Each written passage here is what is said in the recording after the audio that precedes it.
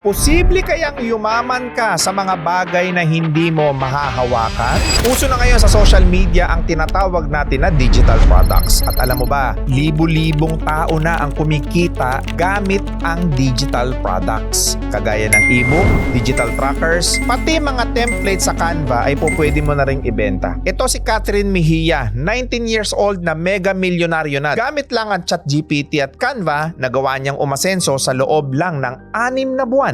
13 years old siya nang maging negosyante siya. Nagbenta siya ng lip tint at iba't iba pang mga produkto sa Shopee. At naging city distributor siya na kumikita ng 5 digits monthly. Dahil dito, nakapag-ipon siya at nagkaroon siya ng sariling cosmetic brand. Pero dahil bata pa, nalugi at nalubog din ito. Dahil after niyang malugi sa negosyo niya, at the age of 18 ay nabuntis naman siya. After 3 months matapos niyang manganak, siya naman ay naging virtual assistant noong 19 years old siya. Nagkaroon siya ng 7 kliyente sabay-sabay na halos hindi na siya makatulog araw-araw. Kasabay nito ay breastfeeding mom pa siya. Dahil sa sitwasyon na yon, nagpatong-patong ang stress at unti-unti siyang na-burnout. Kaya naman naisipan niyang magnegosyo na lang ulit, pero ayaw ni Kath ng physical items dahil sa mga struggles na pinagdaanan niya. Hanggang sa isang araw ay napanood niya online ang isang foreigner na gumagawa ng digital product. Inaral ito ni Kat at nang matutunan niya ay binenta niya ito sa isang website. Sa unang 2 linggo ay walang bumibili at walang pumapansin na mga gawa niya. After that, laking gulat niya nang may bumili ng product niya sa halagang 2,000 pesos. Hindi kalaunan, dito na rin nagsimula ang tagumpay niya. Sa loob ng 1 buwan, kumita si Kat ng 6 digit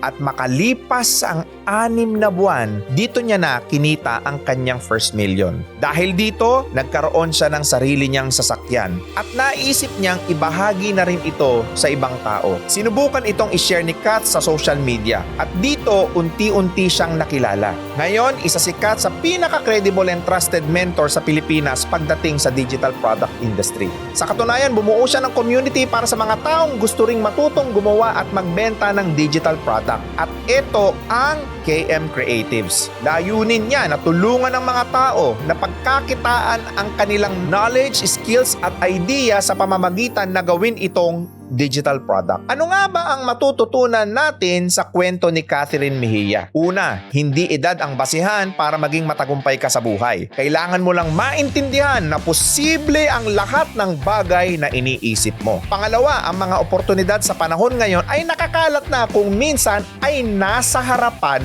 mo pa. Kaya kung gusto mong matuto kung paano ka kikita online sa paggawa lang ng mga simpleng bagay, just comment KMC in this video para makasama ka sa free webinar ni Catherine Mejia. With that mga boss, maraming salamat and God bless sa inyong lahat.